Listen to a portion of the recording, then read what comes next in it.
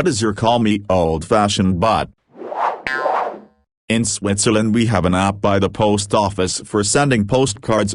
Choose a photo on your phone and send for $1. Once every 24 hours you can send one for free, with a small ad printed on the back where address and text go, and I just send them to myself. Type in date and event as text so you remember. I keep pictures of people I care about and hang them up on empty walls. Following on from that, a kid's first big electronic device should be a computer, not an iPad or phone. There are some things a tablet will never be able to do. Computer skills are really important, but as more and more people are setting them aside in favor of tablets and phones for their kids, it means computer literacy goes down. I'm not saying they have to know how to code or become IT experts, but they should know how to do basic things like navigate a file explorer and how to search for things and the general structure of how most programs are laid out, things like what menus usually contain what, basic universal commands like copy and paste, that sort of thing. Even a crappy laptop can do so much more than a phone, if you have basic tech competency, and half the time you won't even have to teach them it. I learned how to use file systems and whatnot by trying to Mad Oblivion, and who knows the amount of people who learned HTML and JavaScript from trying to make crappy GeoCities, MySpace, Tumblr pages. Kids are smart. Don't hinder their technical abilities by giving them a dumbed-down tablet as their introduction to computers. Please. I used to help out a school library, and there's nothing more infuriating than trying to teach an 8-year-old how to use Word, because it's like trying to teach a 60-year-old who never grew up around the stuff, except they have a much shorter attention span. Word, a program that's the result of decades of design refinements for the layman.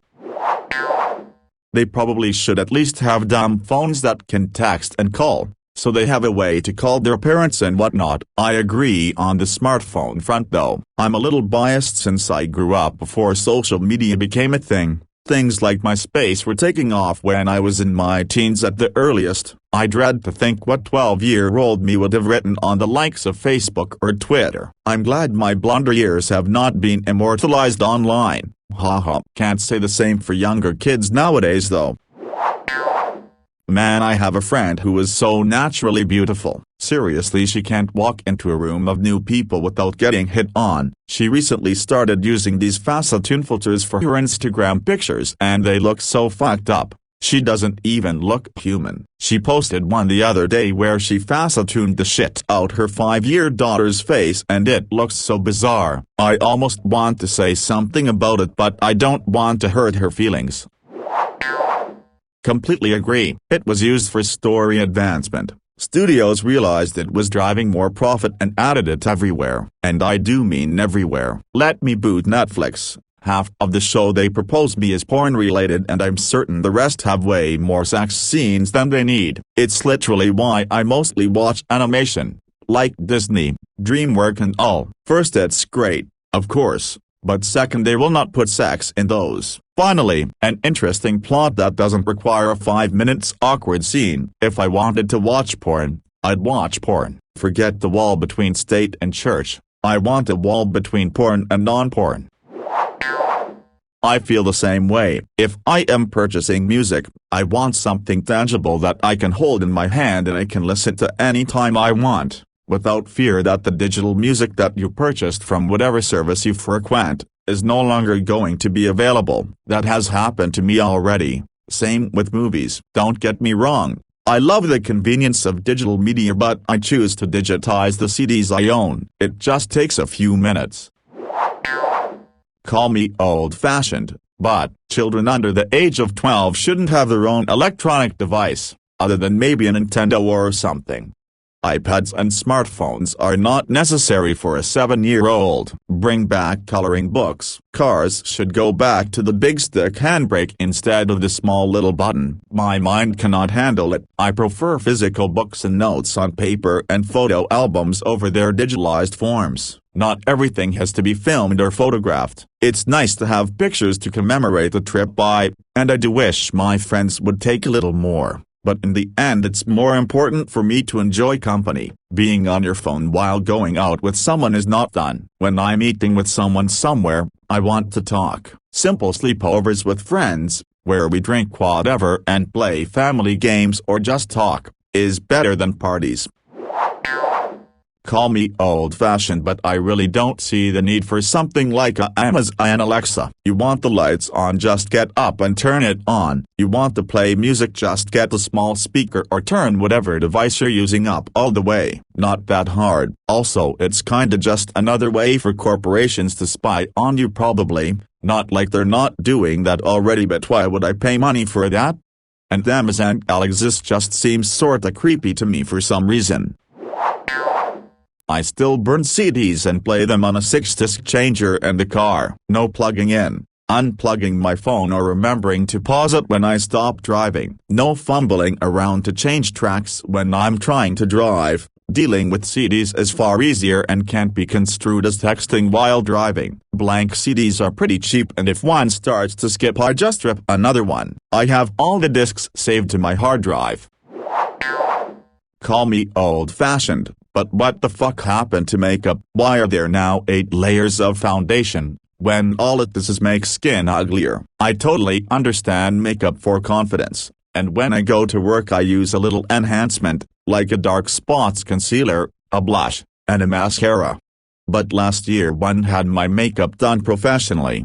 And call me old-fashioned, but I am not exaggerating when I say she applied 7 layers of skin coverage before she even got to cheeks, eyes, lips, brows. It went like this, and she wanted me to buy every product. The total was $800.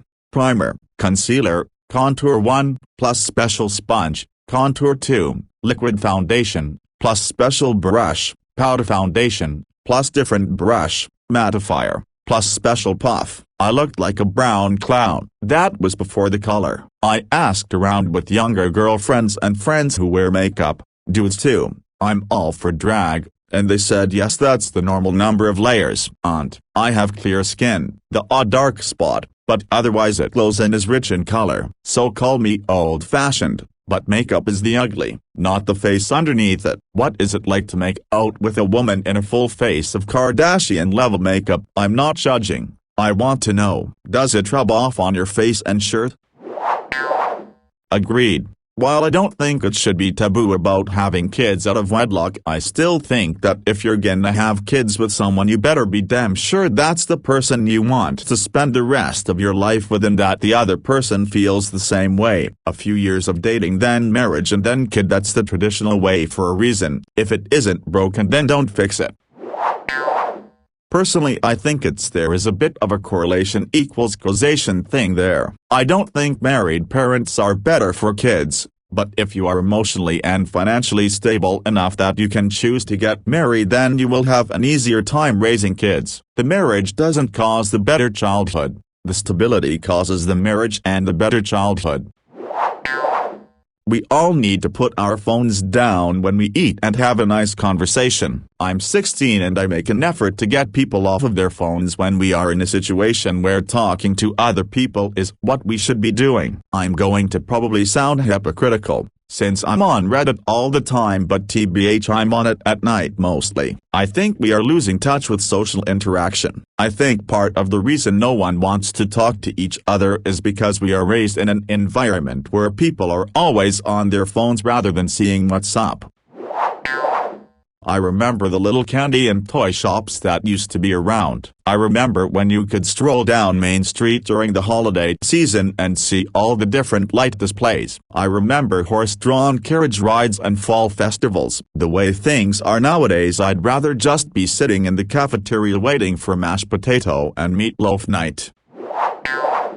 I have some advice from my mother, who was a Sam. You need to have a plan for it when your kids grow up. When my youngest sister was about 10, I was 22, my brother was 18, and my sister 16, my mom realized we no longer needed her full time, and staying at home was no longer needed or reasonable. She said being at home became pretty boring because little for her to do anymore, and as my younger siblings continued to get older, this got worse. My mom, however, didn't know what to do. She hadn't worked in over 20 octoseconds at that point and didn't know how to get a job. That was over 10 octoseconds ago now, and she has a job with the school district she's had for some years. But she thinks it's important that Sams have a contingency plan, so to speak, because your kids won't need you forever. No judgment on you staying home, of course, just some perspective. Yes, totally. It's very hard for women to re-enter the workforce after raising children because not only do you have a big skills and experience gap, you're also likely fighting age discrimination. Middle-aged women are not generally in the high desirability category. Plus, if you're in the US, you've missed out on all those years of Social Security contributions, which can really hurt when it comes to retirement time. Just be really careful and have a good plan, or 2 or 3, for the future. Adults shouldn't be ashamed to have fun. If putting a flower in your hair makes you giggle, you just want to stare in awe of a really huge tree, you sing songs to your dog, or you think it is super fun to wear bright colors, just live your life and do what makes you happy. So long as you are not harming and make sure you are showing proper courtesy to others, who cares if people think you're weird? So many people I know just kinda do nothing, or like you see people want to smile at something as they follow it with the corner of their eye, but they get embarrassed, and like I have CFS and still have fun, live my best life. You don't have to engage with your enjoyments privately on Pinterest, Instagram. You can be happy in the real world too. Agreed, children should not be forced into reading, otherwise, as you said, it becomes a chore. They no longer like it. I think it starts with the child picking up a favorite, nothing too good, like War and Peace or anything, but rather just any book. And as they grow, they become immersed in that world and the worlds of literature. Call me old-fashioned, but I like reading a physical newspaper over my morning coffee. I hate the 24-hour digital news cycle. They faff around so much to fill all the time slots. Hit me with the bangers first thing in the AM. Also, I love having a pen pal, but it's a dying art. Nobody has time to sit down and write the letter when you can just text someone. Call me old-fashioned ... but can you stop letting your kids use your phone or tablet in restaurants? They really don't fucking need to watch Paw Patrol in restaurants. And stop with YouTube Kids. If you want to keep your kid occupied in a restaurant ... give them a coloring book, active puzzles or a small little toy. Don't introduce your toddlers to tablets so young and then wonder why they can't go without it when being in a restaurant. I hate a lot of wireless technology. Wireless keyboards for desktops make no sense and are useless for laptops. Wireless mice never leave a small area. Wireless earbuds only introduce a time limit to how long you can listen to something and are way more expensive than their wired counterpart. While wireless internet, laptops, and some peripherals are great due to the value added by portability, it is so often the case that the downsides of higher price, batteries, charging, time limits on use, additional syncing and compatibility requirements, etc. are more pronounced. I've already got 30 cords coming out of my laptop. I'll keep my mouse and keyboard wireless. And before you ask, the keyboard is wireless because I've got the laptop on a stand to raise it to eye level, and the keyboard is full size whereas the built-in one is slightly smaller. The batteries last forever and they never give me any issues, and my desktop is way less cluttered than it would be if they were wired. People should go back to using formal politeness and forms of address with the addition of LGBTQ+ pronouns. As Robert Heinlein wrote, moving parts and rubbing contact require lubrication to avoid excessive wear. Honorifics and formal politeness provide lubrication where people rub together. Often the very young, the untraveled, the naive, the unsophisticated deplore these formalities as empty, meaningless, or dishonest, and scorn to use them. No matter how pure their motives, they thereby throw sand into machinery that does not work too well at best. I still prefer downloading MP3s of my music over streaming services, since all of the music is stored locally. I don't have to deal with ads, and since my access to the music is not dependent on having a stable internet connection, I can enjoy non-stop tunes even when my reception is non-existent. This is especially helpful for me since my home is located in a phone service dead zone. I definitely couldn't listen to music while jogging if I was stuck using a streaming service. I started downloading and compiling my music in spring 2015. Since then, my library has grown from around 100 songs to 1,913 songs. Some of the MP3 files in this library are over 6 years old. I might have forgotten about some of them by now if I hadn't started compiling them back then. I frown at picture emoji overdoses, duck faces on selfies, lip fillers on duck faces on selfies, lip fillers on duck faces on selfies with a ton of stupid emojis around. I like knobs with a dent so I can adjust without watching, pencil and paper for note-taking, keyboards with actual keys not just swipes. I also like mechanical keyboards, but that's not a must. Locks with keys can be unlocked without power. Replaceable batteries, especially that devices that can fall into water, can have their batteries removed quickly. The 3.5 inches jack so I can keep using my old few $100 headphones. Jeans without stretch and a leather jacket, and a woolen sweater for winter. Wait, that probably makes me a hipster at least on and off every other year for the 20xx's.